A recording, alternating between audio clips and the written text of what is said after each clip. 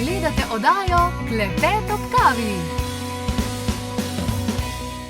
Na svetu za rakom zboli vsak 5. moški in vsaka 6. ženska. No, pravzaprav pa se tudi pojavnost raka še zvišuje in kar je najhuje, velikokrat se tudi ponavlja. Tukaj pa v bistvu farmacija pa medicina nekako nimata razlogov za preprečevanje. Z nami je Marija Ana Kolman, ki bo seveda odgovorila na naša današnja vprašanja. Marija, lepo pozdravljena. Pozdravljena. Torej, kako je s tem preprečevanjem raka?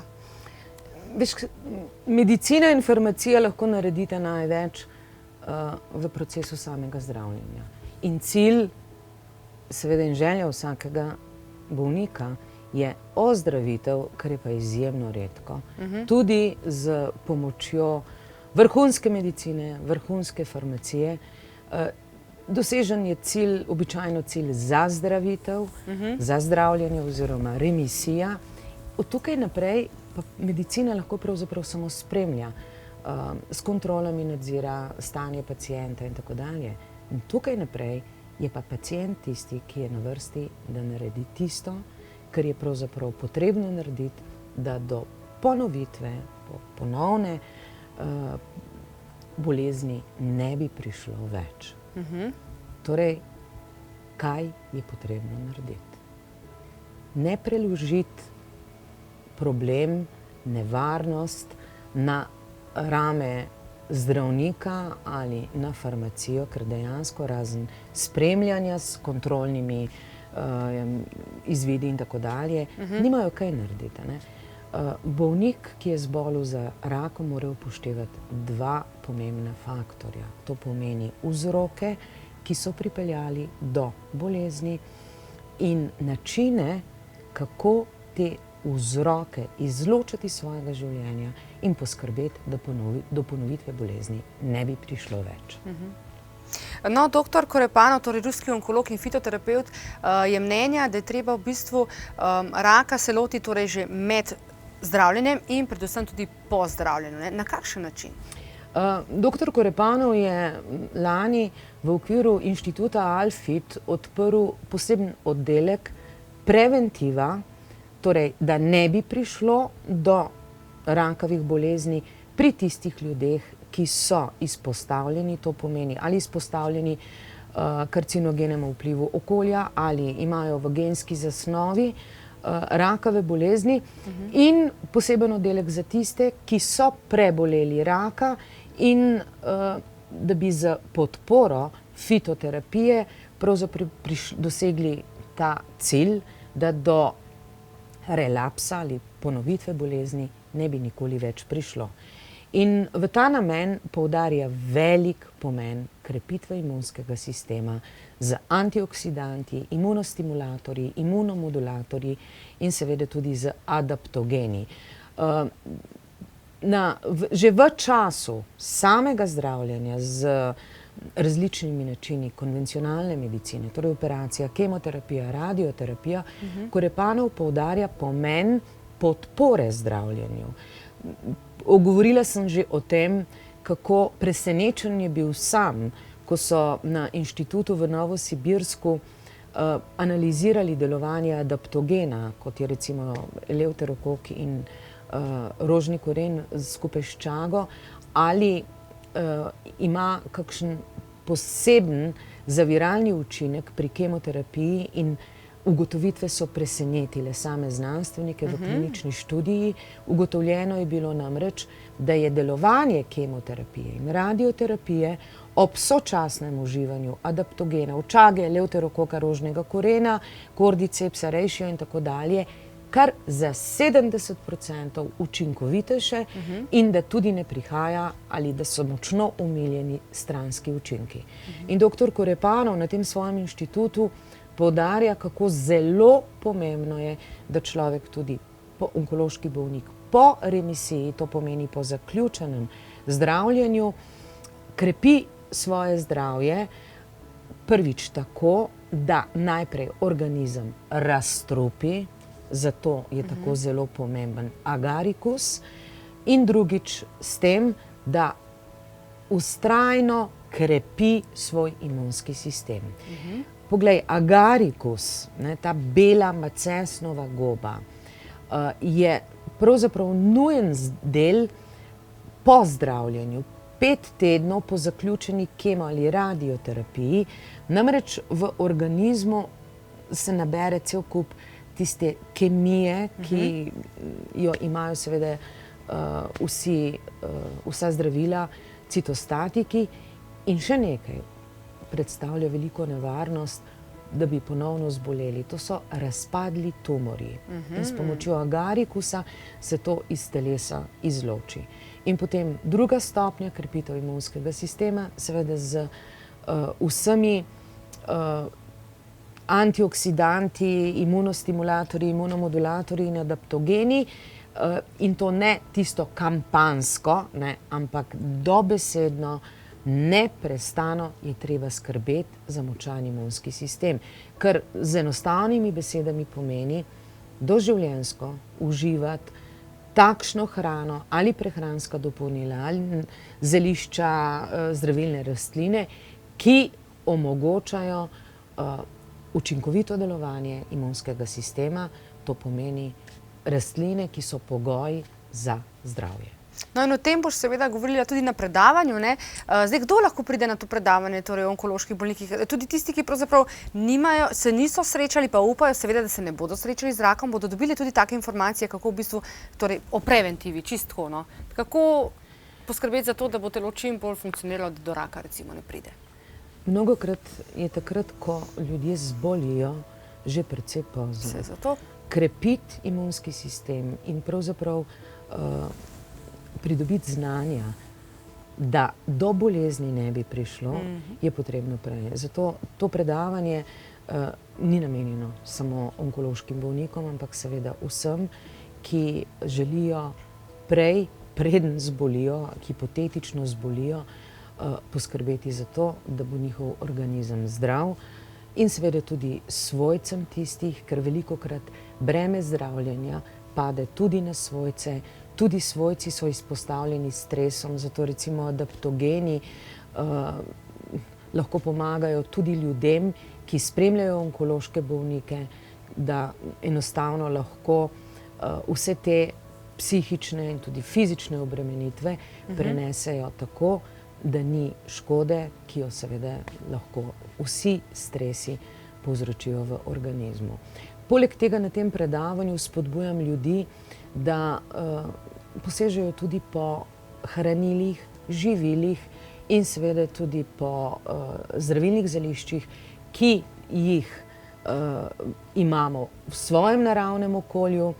Nenazadnje, poglej, v moji 3. knjigi o drevesih, knjigi z naslovom Drevesa, miti, legende, zdravilnost, sem opisala sadna drevesa, ki so del našega habitata. In v vsakem poglavju o zdravilnosti sadja ali sadnih dreves spregovorila tudi o tem, kako je pravzaprav tudi medicina in farmacija prepoznala učinek zdravilnosti sadja in o zdravilnosti recimo slive, jabolka in tako naprej, je bilo nešteto kliničnih študij in sem jih tudi navedla in dodala tudi priporočilo, ki ga pravzaprav predajam tudi na vseh mojih predavanjih. Poglej, angleška kraljica Elizabeta vsako jutro poje 3 suhe slive. Ne le kot zaščito pred kardiovaskularnimi boleznimi. Sliva ima tako širok spekter zdravilnosti, da je pravzaprav sodi v vsakodnevno domačo hrano. In dajmo upoštevati Hipokratovo priporočilo, naj bo hrana vaše zdravilo in naj bo zdravilo vaša hrana. In ko prebereš to mojo knjigo, si potem tudi razumeš, zakaj to moje priporočilo, ki ga predajam ljudem na predavanjih vsak dan, 3 suhe slive, 3 suhe marelice, 3 suhe fige, 500 orehov, deciterana in 1 granatno jabolko, 1 jabolko navadno ali hruško, to sodi vsak dan v naš jedilnik. Ne šele takrat, ko zbolimo. Wow. No, upam, da ste si tole zapomnili, če ne drugega si saj zapište. Torej, smo povedali suhe slive, potem ste rekli še suhe marelice, oreščki in tako naprej. V glavnem, dajte tudi knjigo seveda spremljati, da ne boste kaj pozabili pa spregledali, ker evo, kakor se pravi, torej hrana je lahko tudi naše zdravilo, ne. Prej ste omenila recimo Marijana relaps, ne. Kdaj v bistvu lahko pride do tega, do ponovnega, v bistvu kako lahko to preprečimo, torej da pride do te ponovitve? Katera je največja nevarnost, da se to zgodi? Največja nevarnost je pravzaprav neustrezno primarno zdravljenje in seveda tudi tisto, kar je v odvisnosti bivšega bolnika. To pomeni, izločiti je treba tisto, kar je pripeljalo do bolezni. Prvič so to škodljivi vplivi okolja, vključno z stresom, in drugič je to slab imunski sistem. V bistvu je pa vse povezano. Ampak ne glede na to, tisti faktorji, ki imajo dokazano vpliv na nastanek rakavih bolezni, to pomeni razne razvade, seveda tudi onesnaženo okolje, voda, zrak, stik z nevarnimi snovmi, torej tudi seveda genski zapis, v nekaterih družinah je dovzetnost za raka večja, in to visi potem nad ljudmi kot strah, ne. Ampak kljub vsemu, poglej, zakaj nekateri zbolijo, drugi pa ne zbolijo. Vzrok je močan imunski sistem. Močan imunski sistem je, tako kot sem poudarila, ni le prva frontna linija pri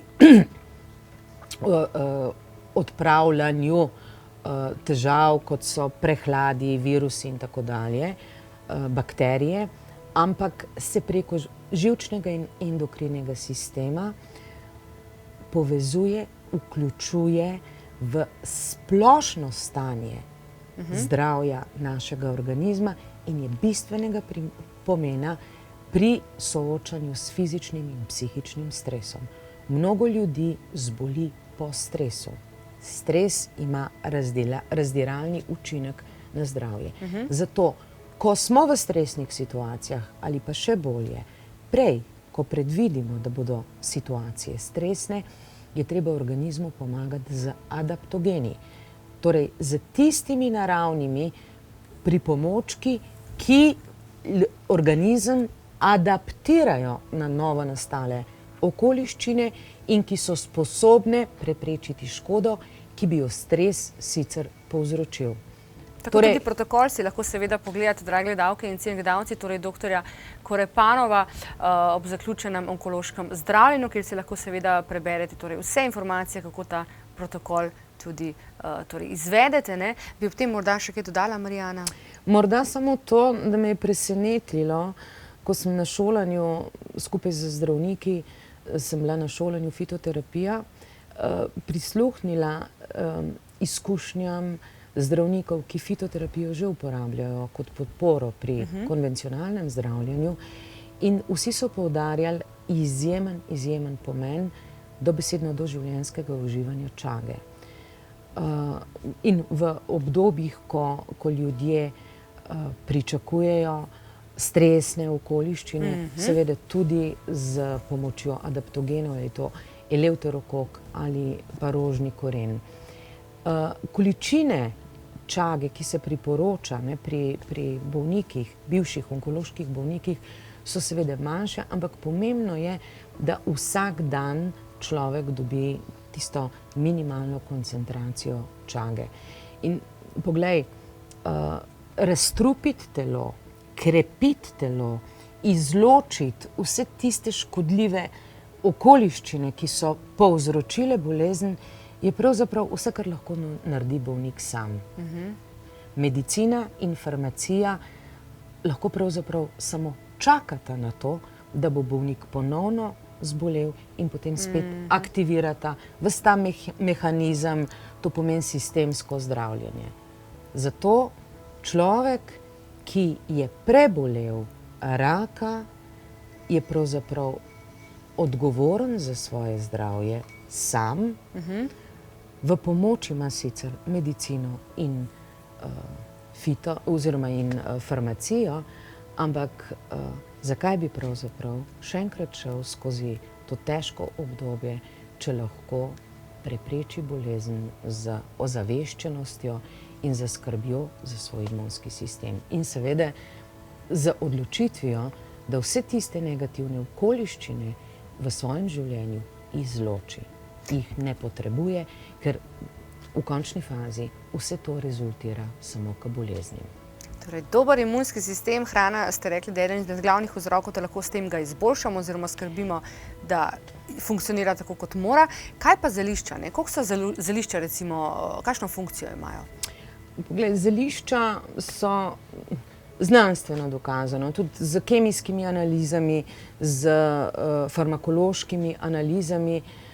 Najbolj zdravilna so tista zelišča, ki imajo visoko vsebnost kvercetina. In to so? Kvercetin je v mumiji, čagi, eleuterokoku, rožnem korenu, olju altajske princese. Jaz sem namreč ta kriterij izbrala, ko sem se odločala za program teh proizvodov iz Sibirije. Maga ogromno tudi čebule oziroma čebulni olupki. Kvercetin sodi med flavonoide. To so močni antioksidanti, sposobni preprečiti škodo, ki nastane zaradi prostih radikalov v telesu. Poleg tega so imunostimulatorji. Imajo tudi antialergično delovanje, antisklerotično, delujejo proti različnim vnetjem in, kar je zelo pomembno, so tako kardioprotektivni kot tudi onkoprotektivni. In flavonoidi so, poimenovanje tako zanimivo je, za flavonoide so naravni prikrojevalci bioloških odgovorov, kar pomeni, da pravzaprav v organizmu sprožijo princip prilagoditve na negativne, škodljive zunanje vplive, jih preprečijo oziroma izločijo, ubijejo. Zato imunski sistem. In kaj tisto, kar zelo, zelo zmanjšuje sposobnost organizma samoobrambe pred patogenimi, torej virusi, bakteriji in seveda karcinogeni. Imunski sistem v črevesju 70% ga je. To pomeni paraziti, neprimerna hrana. Doktor Lazarov je na predavanju fitoterapije postavil trditev, ki jo je tudi dokazal, da bi ljudje živeli 10 let dalj, če ne bi uživali v hrani konzervansov. In pomisliti v megapolisih, ljudje, pač tudi nasploh v mestih, uživajo hrano polno konzervansov. Ja. In nenavadno je potem pričakovati, da bo kljub napredku farmacije, medicine in tako naprej, da bodo ljudje zdravi. Pri takšnem načinu prehranjevanja zagotovo ne. To pomeni naravna hrana, zdravilna zelišča.